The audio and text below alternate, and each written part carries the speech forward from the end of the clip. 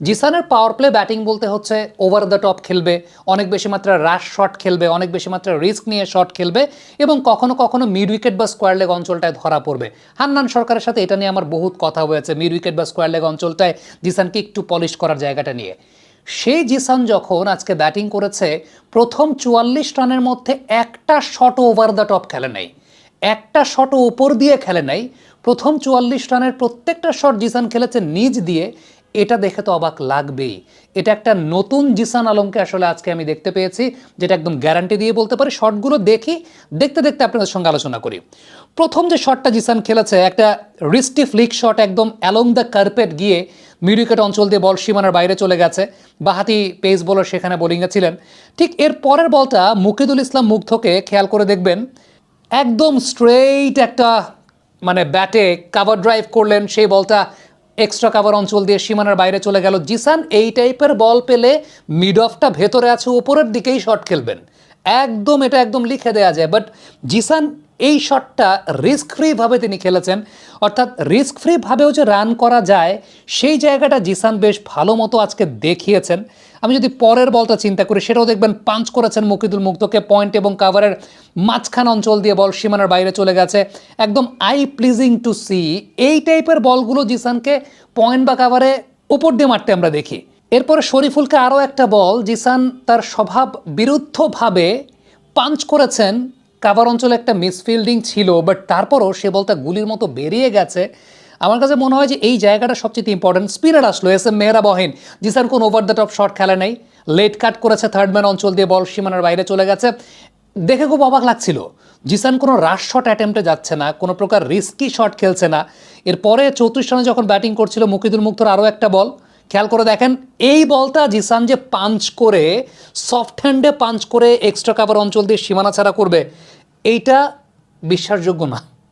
জিসানকে যারা আমরা চিনি, জিসান এই বলটা ওভার দ্য টপ খেলে দেবে, এই বলটা ওভার দ্য টপ খেলবে, but he was very confident এবং তাকে এই জায়গাটায় এইভাবে ব্যাটিং করতে দেখে খুবই অবাক লেগেছে।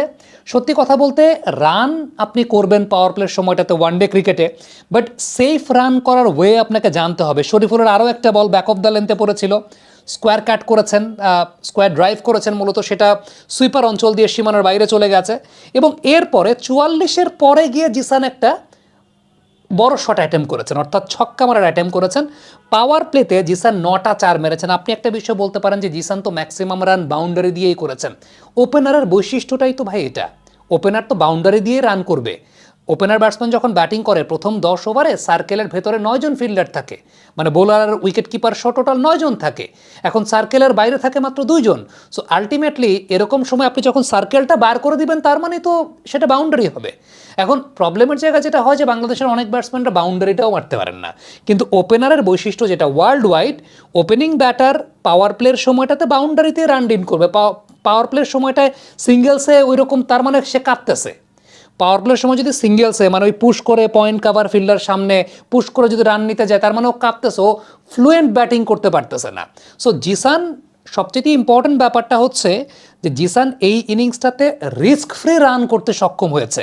তার মানে আপনি যখন রান করবেন, কিন্তু রান করাটা যখন আপনি রিস্ক ফ্রি ওয়েতে রান করার সম্পর্কে জানবেন, কিংবা রিস্ক না নিয়ে রান করতে পারবেন, ওইটাই হচ্ছে সবচেয়ে ইম্পর্টেন্ট বৈশিষ্ট্য। বীরেন্দর সেহবাগ, তাকে নিয়ে অনেক কথা হয়। বীরেন্দর সেহবাগ সর্বকালের সেরা ওয়ানডে ওপেনারদের মধ্যে একজন।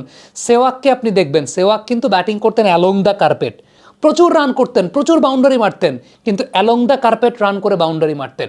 সো এই বৈশিষ্ট্যের জায়গাটাই সবচেয়ে ইম্পর্টেন্ট, যেটা জিসান এই ইনিংসটাতে করেছেন। হ্যাঁ, ওভার দ্য টপ জিসান খেলা শুরু করেছেন, after the power play set হয়ে গেছেন, ভেরি মাচ সেট। ইভেন আমি যেটা বলবো যে একটা মাত্র শট আমি জিসানকে দেখেছি, যেটা খুব সম্ভবত লং অন অঞ্চল দিয়ে মেরেছিলেন, শর্ট অফ লেন্থের একটা বল ছিল, ওইটা জিসানের একটা রাশ শট ছিল। এই পুরো ইনিংসে জিসান যে কয়টা ছক্কা মেরেছেন, ওই একটা ছক্কাকে আমি বলবো রাশ শট ছিল। আদারওয়াইজ তার ব্যাটিংটা পুরোপুরি চান্সলেস ব্যাটিং ছিল, তার ব্যাটিংটা পুরোপুরি safest way to score runs যে একটা আমরা কথা বলি, সেই জায়গাটা জিসান খুব ভালো মতো দেখিয়েছেন। স্কোয়ার ড্রাইভগুলো অ্যালং দ্য কার্পেট তিনি শট খেলেছেন, কাভার ড্রাইভগুলো অ্যালং দ্য কার্পেট শট খেলেছেন, এবং সফট হ্যান্ডে পুশ করে জিসান যে ব্যাটিং করতে পারেন, সেই জায়গাটা আমার কাছে মনে হয় সবচেয়ে ইম্পর্টেন্ট। এবং প্রথম যে বলটা জিসান নিজ দিয়ে ফ্লিক করলো না, জিসানের এরকম অসংখ্য ম্যাচ আছে, ডোমেস্টিক বলি বা টপ